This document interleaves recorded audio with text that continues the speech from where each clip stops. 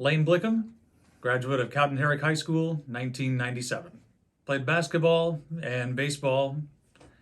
Basketball, we were pretty much a 500 team. We still had T-Town in the conference then. We had St. Anthony, Stu Straws was an Elite Eight team. So we won the games we were supposed to and didn't win the games we weren't supposed to.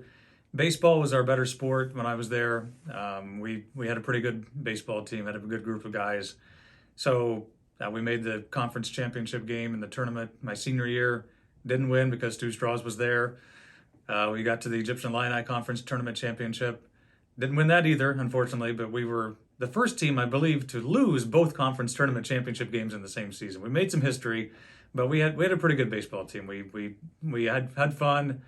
We didn't have a lot of guys on the team, but we played well when we were there. Playing against Dustin Rothrock, what was that like?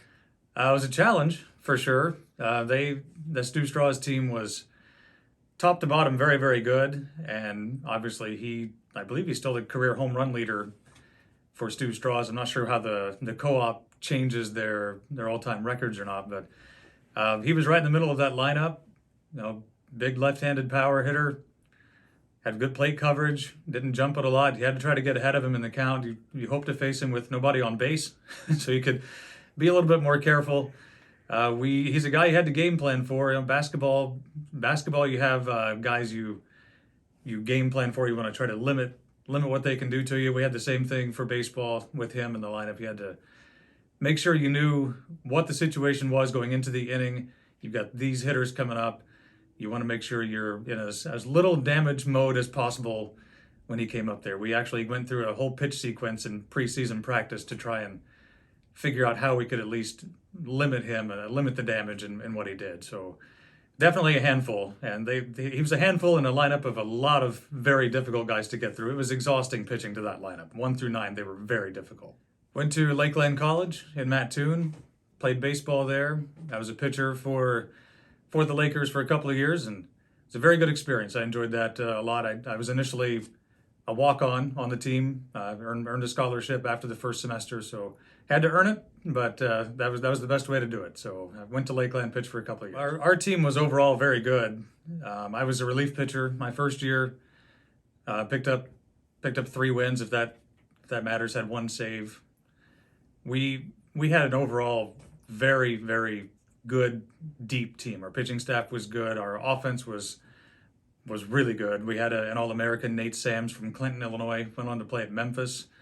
He was our cleanup guy and ran everything down in the outfield. So we were the top seed in the region that year. We got 1 level short of making it out of the area. We got beat in the final round of the Region 24 tournament. We were 34-23 that first year.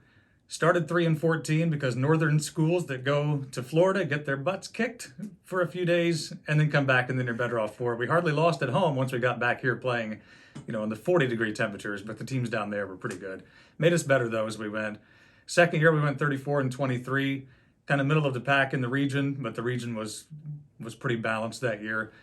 Ren Lake, I think, won it that season, but my second year, I was more in the starting rotation. Ended up as our number 2 pitcher. Went 4-2, I believe it was. So it was fun. It was a challenge to play at a different level, and it makes you better though. You either get better or you get out, and I enjoyed the challenge. One other little nugget about the Florida trip. We missed playing against Albert Pujols by 1 year.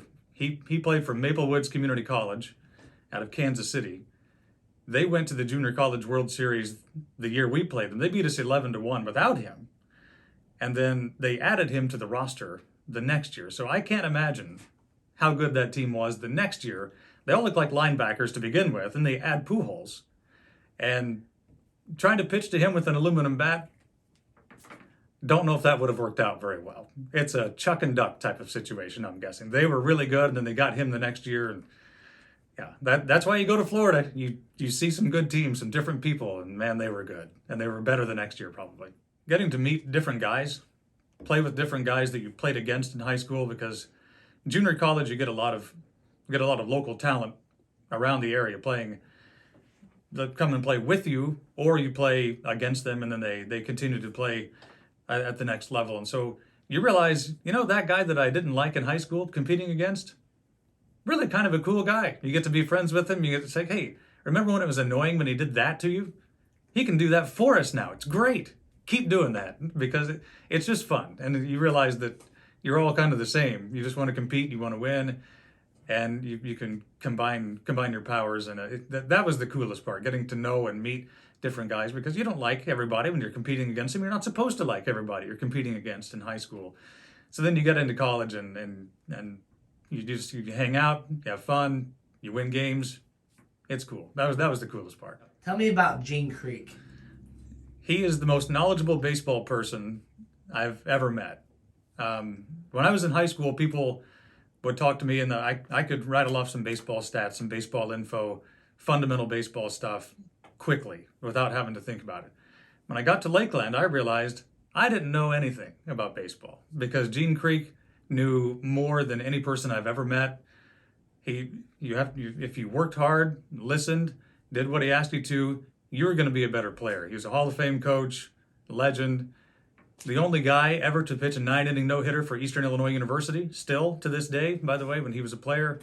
So as a guy who pitched, that got my attention right away. Like, if he can do that against a Division I lineup, he's probably got a good idea how to get junior college hitters out too. So yeah, that was a really cool experience playing for Coach Creek, and I appreciate everything he did to help me get better as a pitcher, as a guy.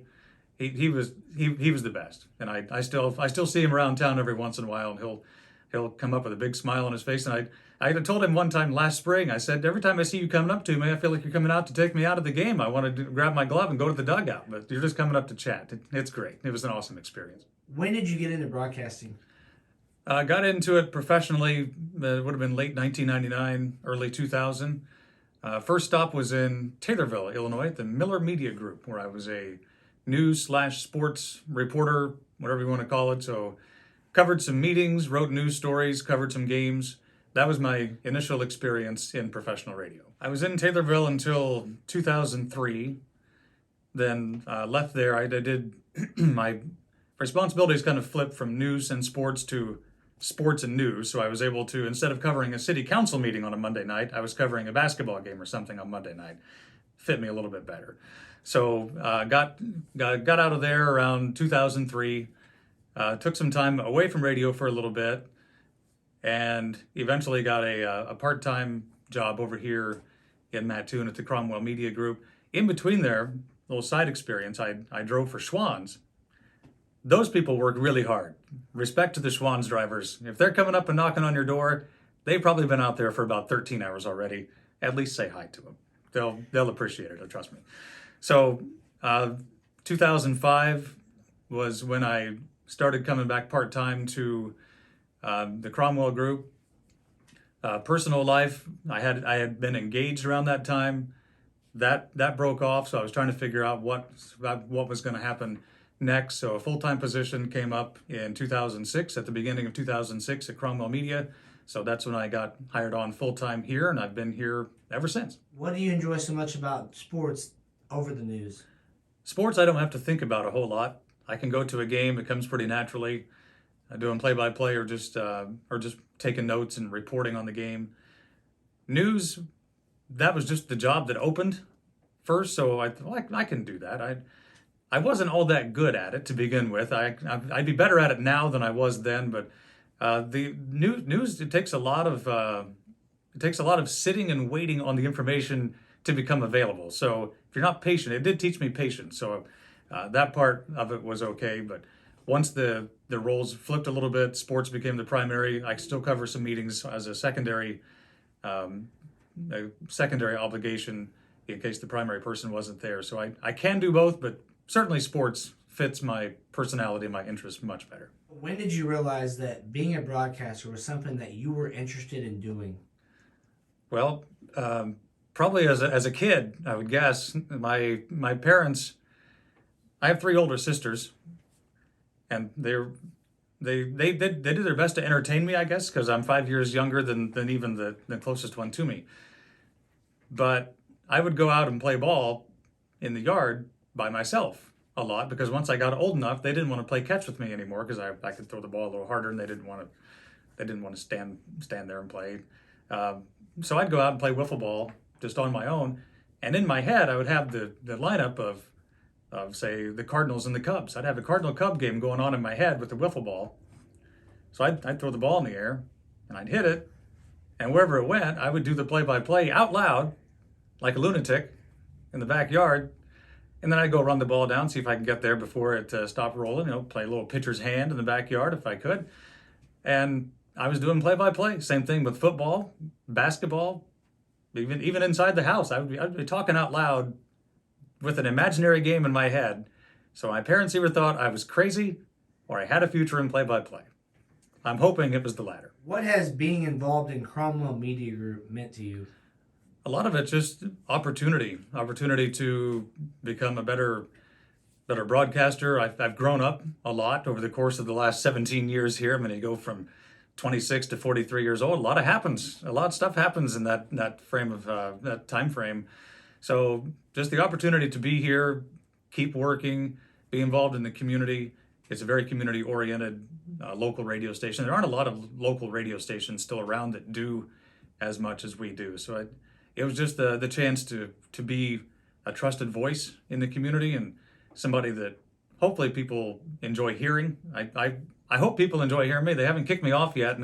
Only one person has ever sent me a message that said, I turn the radio off when I hear you. That has happened one time, but only one time in 17 years. I think my ratio is okay. What excites you the most about being a broadcaster? Well, I mean, every day is different. There's no duplicate day in radio. You think you have something mapped out, and then the weather goes crazy, or the power goes out, or something, a transmitter doesn't work the way it should. So the thing that excites me the most is the variety of things that we have each day. And as I said before, just being somebody that can be relied upon to give information to people that they need. I always tell younger people coming up, and even on our part-time staff, if there's a weather warning or something going on, your job is not to scare people into being terrified of oh crap, there's a tornado warning. Calmly explain so people can understand where it's at, what it might do, where it's going, and what to do. Be calm. So hopefully I'm a calm, trusted voice. I'm not much of a yeller or a screamer anyway, so just talking in a way where people really understand what you're trying to say, and just be trusted. That's the main thing. That's the thing that is the biggest part of just a regular broadcasting day. And on the sports side, I hope people just enjoy hearing the game, because I hope my love for broadcasting the game comes across in the way it sounds on the radio. I just really enjoy it. I grew up listening to country more often than not.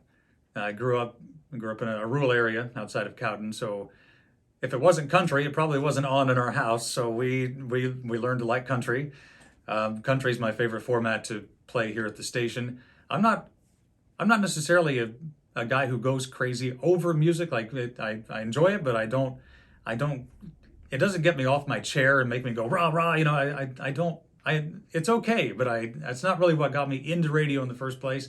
So country when I'm here, not when I'm not here though, because the burnout ratio for radio people is pretty high, pretty quick. So I don't have any country really on my playlist outside of here. If I'm working out, I like hip hop. Some people might be surprised to know that. When I'm just at home chilling out, I like to listen to jazz. So I have a little bit of a variety there, but yeah, just kind of depends on what I'm doing. My favorite artists, a lot of them are country artists because I hear them more often. I've always liked Sugarland. Got to meet them one time in Evansville. I like Lady A. I like Thomas Rhett. An up-and-coming guy I like a lot is Mitchell Tenpenny and Kelsey Ballerini. She's just fun. Those are probably some of I've always been a big Gary Allan fan too. I've seen him in concert a couple times. I like Brad Paisley. Some of the standby guys. I know some classic artists, and this is because my mom always liked Don Williams, the late great Don Williams. He's just kind of a calm, soothing guy to listen to every once in a while. So those are some of the guys I like. Funniest story you've ever been involved with? Back in my Taylorville days, it was probably my rookie year of radio. I was doing a show. It's an information show, 30-minute talk show called Inside Christian County. I'm talking to the mayor of Taylorville, Jim Montgomery Jr., 6'6" guy, and he's very calm, very very easy to talk to. I'm not the best political interviewer, and this again I was just starting out, so I'm trying to get through this interview, and I go to adjust my mic, pull it closer to me, and the mic falls off the boom. We record this show, and you can hear it plain as day, the mic tumbling to the desk. And so it wasn't funny at the time, but I told my buddy Brandon about that I work with. He could not stop laughing. It's like, you knocked the microphone down during an interview with Mayor Montgomery? Yes, I sure did. And so Mr. Montgomery probably was questioning why he agreed to come on that show that day, because I couldn't even keep the microphone on the stand. And when I fast forward a few years, when I got over here to Mattoon, some of the funniest things that kept happening was I would get complimented for play-by-play broadcasts that Greg Powers did, because people didn't know me apart from Greg Powers when they heard me when I first started here. So I would just say thanks, knowing full well I was not even on that game they were talking about. Over the course of a few years, you do interview a few people that are interesting. I had to write some of these down because I don't know how big they are, but they were cool at the time. I know that Ronnie Millsap, I talked to him. Pam Tillis. In a change of pace, I interviewed Master P one time on 104.3 The Party, which was really fun because I listened to his CD a lot when I was in college. So that was cool. I talked to Charlotte Flair one time, the WWE Women's Champion at the time, and Ric Flair's daughter, of course. Kelly Hansen from Foreigner. They were coming to, I think it was the EPC. So I talked to him one time. Sammy Kershaw, interviewed him on the phone. And I got to talk to Howard Griffith from the Big Ten Network, former Illini running back, talking about some college sports. That's been several years ago, but those are some of the ones that come to mind. I think most broadcasters will agree that the most difficult thing, especially when you cover sports like I do, is the work-home balance. It's very difficult because I have a full-time job at the radio station during the day. So I come in 7:30, 8 o'clock in the morning. There's a game at night. I'm getting home at 9:30, 10 o'clock at night after the game. So the games are fun. The regular day is fun too, but trying to find time to be an actual person, be at home for your wife, your dogs, that's the hardest part. You've got to have a good support system, and thankfully I do. Most of the time. It's all right. I have to explain why there's another game some days, because if there's a tournament and the team wins another game and they play an extra game, then you've got to be somewhere else. But it's a catch-22, because you love doing this and you love being home, but that's the hardest part, is finding that right balance. What brought you into broadcasting Lakeland basketball? Our sports station, Victory 103.9, was born, I guess, if you will, in 2016. And before that, we had put some Lakeland games on WMCI because we thought it would help us for content. So we came up with an agreement with Lakeland where we would cover 4 volleyball matches, 4 games for each of the basketball teams, men's and women's, and then 4 games in the spring, 4 for softball and 4 for baseball. So we thought it'd be good exposure for Lakeland, and since a lot of us went to Lakeland in this building, we thought we could help them out that way. And it's also just it's good content for us. It helps recruiting as well for Lakeland. The more people that hear their games, the more excitement can build. So we thought it'd just be a good fix. So I didn't initially start as the Lakeland person, but they had some personnel changes. So they asked if he wanted to do more play-by-play, and I said, "Have you met me before? Yeah, I'll do that." The interviews that I get the most excited to do are actually not with celebrities or musicians or anything like that. The ones that I enjoy the most are with coaches after they've exceeded expectations or won something big.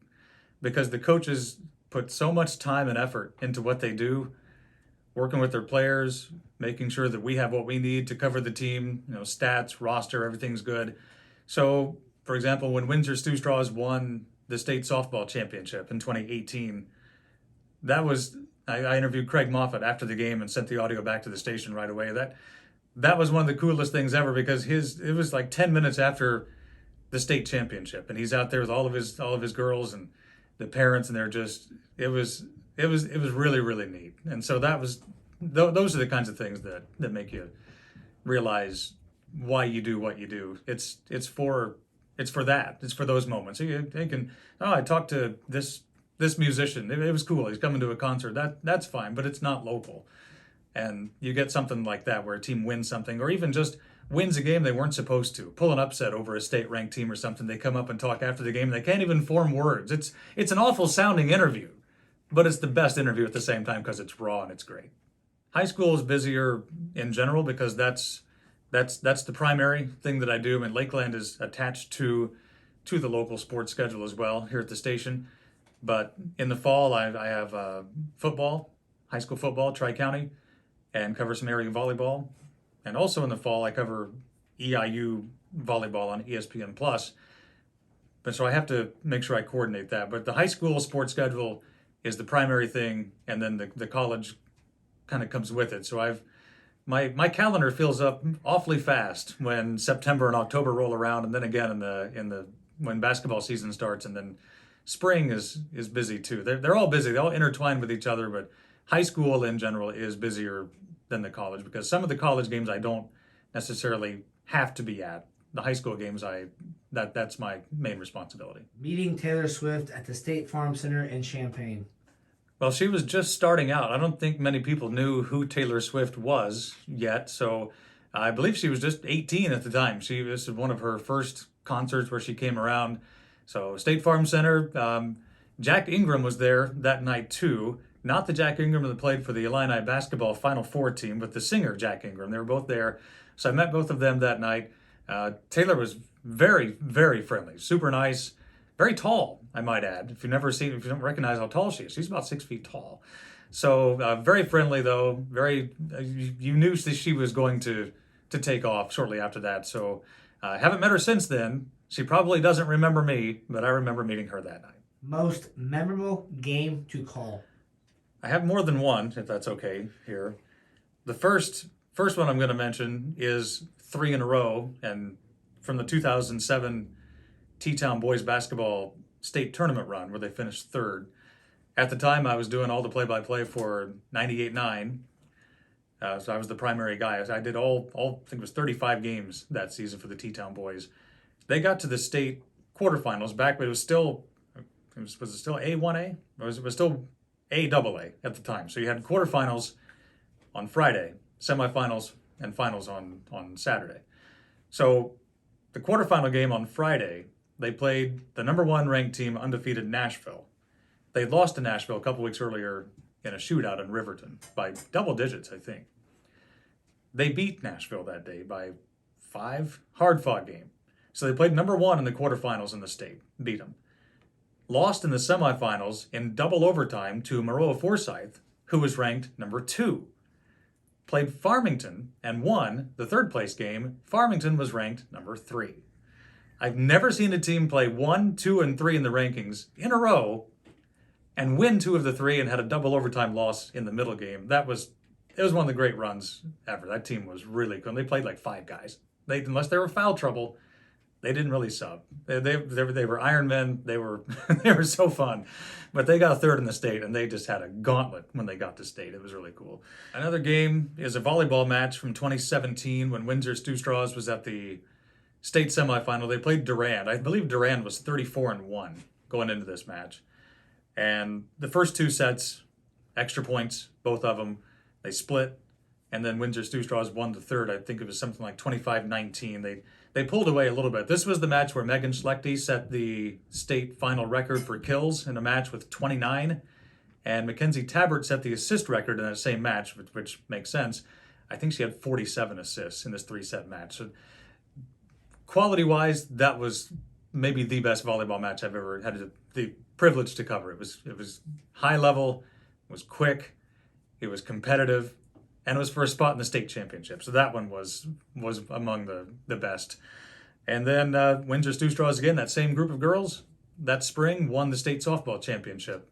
So that was another very, very memorable moment when they beat Goreville, the defending state champion, in the state championship game. So a lot of my memories come from that group. It was such a good group of players and phenomenal athletes. They were so good at everything and so respectful and just easy to get to know. And the coaching staff has always been great for those teams. And just a lot of fond memories from that group. Just in the radio business in general, a lot of people with experience in programming, music, entertainment, coaches, players, parents, people who work behind the scenes at games to get things organized, athletic directors.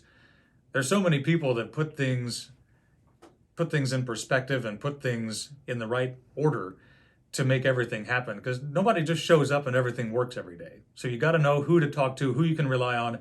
You got to be nice to people, otherwise they won't be nice to you to help you out in a bad spot. So that's probably one thing that I've always tried to do, is get to know everybody that I work with, so I know what they may be thinking, what's happening on a day-to-day basis, to where I know who to ask and know who to go to in case something does go wrong, because things do go wrong sometimes. Nobody's ever had a perfect day. So there are a lot of people who make things happen the correct way. So you always have to appreciate everybody around you, because they can help you out. Be your biggest role model. From a personal standpoint, it's got to start with family. I've always told people that if I could be half as good as my parents or my sisters, I feel like I'll be doing all right, because the work ethic that I saw as a kid, and just the way you're supposed to be around people, that rubs off positively and negatively if you have the wrong type of people around you when you're young. So thankfully I was around good people growing up. I got very lucky in the family department, so it starts there. Professionally, I grew up listening to the radio and Jack Buck call the Cardinal games, so that's probably where my radio influence comes from. I listen to a lot of sports broadcasts. I like to listen to other area people do basketball, football, whatever the case is. I like to learn from different people, and I have my MLB app in baseball season, so I pull up a game that I don't even care about who's winning. I just listen to the broadcaster to see if I can pick up something. That I'm a nerd, but I feel like it helps me improve, because the more you know, the more you can pick up from other people. Don't try to steal what they do. Just think, oh, that's a different way to say that. I'm going to try that next time. What makes you such a great broadcaster? Well, thank you for saying great, first of all. I hope that it comes across as at least tolerable for people. The biggest thing is preparation. If you know, I get asked a lot, because I get asked a lot about volleyball. How do you cover volleyball? How do you do it? How do you keep up with the ball? Well, first, it helps to know who the players are ahead of time. I grew up watching volleyball. My sisters played it. But if you look ahead, find a stat sheet, look at a roster sheet, ask a coach, ask him to tell you who does what. Once you know the position of that player, libero's easy. She's got a different uniform color on. Identify the setter. She's going to have the ball a lot. Look to see who has the most attacks. Those are your outside hitters. Who blocks a lot? Those are the middles. They're going to be in the same places. You know who rotates in and out. If you know who's going to be where ahead of time, it makes it easier to pick up the flow of where the ball is. And as long as they control where the ball goes, it shouldn't take you too many rallies to get that down. Football is harder because there's a lot of people on the field in football. My high school didn't have football, so that one's more difficult. But if you know who the quarterback is, running back, receivers, do they throw the ball? Do they not throw the ball? The bottom line is you have to be prepared. If you're prepared for something, it doesn't make you nervous. You just go with it, and then you just let your talent do what it does, and that's the best way to go. When you're calling a game, the single most important thing it's a grouping of things, but it's all lumped into one thing that you should say all the time, to the point where you're really tired of saying it, and you can't say it enough because people are coming in and out of the broadcast all the time. Your ego may not think people tune away from you, but they do sometimes. You have to say the score, the teams, and the game situation all the time. And yes, you get tired of hearing that said to you when you're an upcoming broadcaster.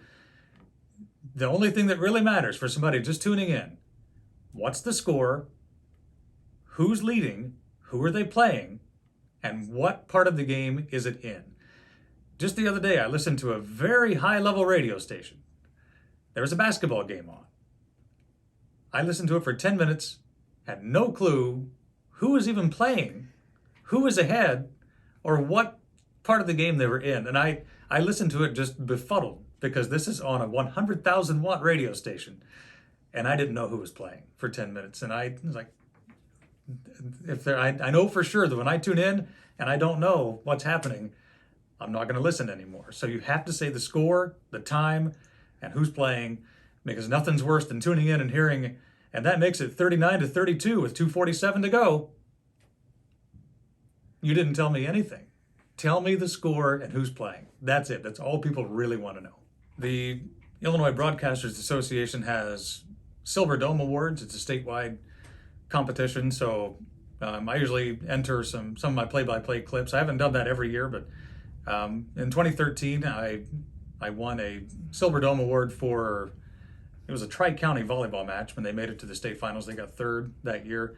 And I've been a finalist for a Silver Dome Award 4 other times, but sorry, Vikings and Bills fans, I've actually come up as runner-up 4 different times in that. So it's very cool to be a finalist for that. So I'll just keep doing what I'm doing, try to improve every time, and see if it's hard to gauge those types of things because it's just somebody's opinion, but it is nice to be recognized every once in a while.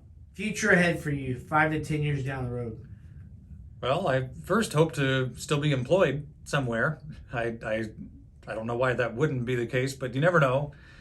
I don't know. I really haven't thought about too much down the road. I'll be a little bit older by then, so we'll see how that goes.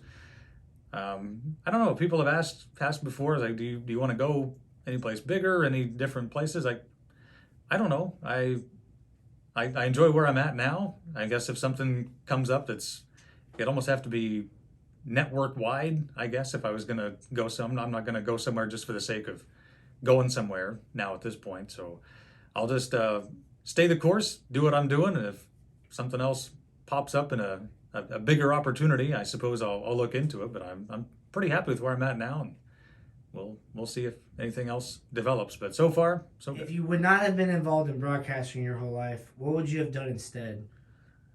It's a very interesting question because I've been in this for so long that I've kind of forgotten what my backup plan really was.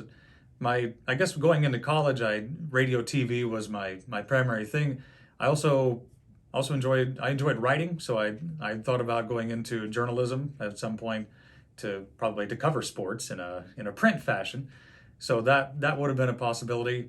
Now in my adult life, I'm more into my fitness routine, so maybe I could do something with that. I don't know what capacity, but that'd probably be something where I could be still active and involved in things where I could be productive and still find a way to live a healthy lifestyle. So maybe something in nutrition or fitness or something like that. As I said earlier, listening to the Cardinals, so the Cardinal TV job came open not too long ago, but I didn't think I was probably qualified for that right off the start. So St. Louis would be cool. I always thought that'd be an interesting place just because of my fandom as a kid. As I get older, though, I'm kind of becoming more neutral in my sports following, just because I don't know why. It's just happening.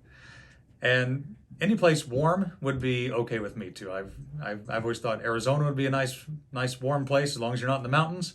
Stay in the southern part of the state. It's nice and warm, but out there, someplace warm. I don't like the snow. I don't like the cold. I don't like having to deal with snow days and not knowing if your game is going to be on or not. So someplace warm would be nice, but I'm not going to push the issue too much. I've lived here all my life. I can survive it. I can deal with it.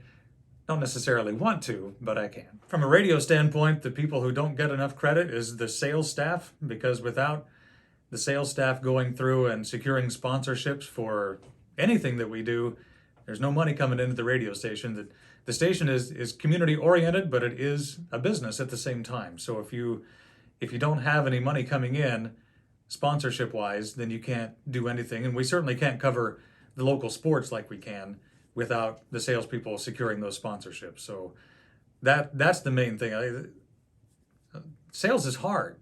You get told no a lot, and you just have to keep going and finding somebody else who might be more interested in what you're describing. Radio does work. We're digital now. There's a lot of places to get your message across. but without people asking for that support, we can't do anything. So the sales staff is where it's at, where it starts and finishes. Lane, you do a tremendous job, not just for the area, but for the community of bringing in the best sports coverage that you possibly can for Lakeland and high school sports. Thank you for your time. Well, thank you, Tyler. It's nice to be with you today, and appreciate the chance to get out and talk a little bit. Some people may be interested in my story. Some people don't care. That's perfectly fine. To each their own. Glad to get a chance to share a little bit with you, and hopefully people enjoy hearing me, on the radio or on or see me around town or what. I'm a pretty regular guy. Just happen to be on the radio sometimes. And the funny thing is, when I am around town, I'll talk, and I know other radio people have this happen too. But you go in, and you start talking to somebody, and they say it's like at a restaurant or a gas station or something. You start chatting, and they look at you like. And he's like, what's the matter? Is there something wrong? Like, no, you sound really familiar. Are you on the radio? Like, I am. So it's nice to know that I sound the same talking as I do when I'm talking, if you know what I mean. So I think that's the best compliment I can actually get is you sound the same on the radio as you do when you're just talking. So I don't like to be fake. So hopefully people know that I'm genuine in whatever I'm saying.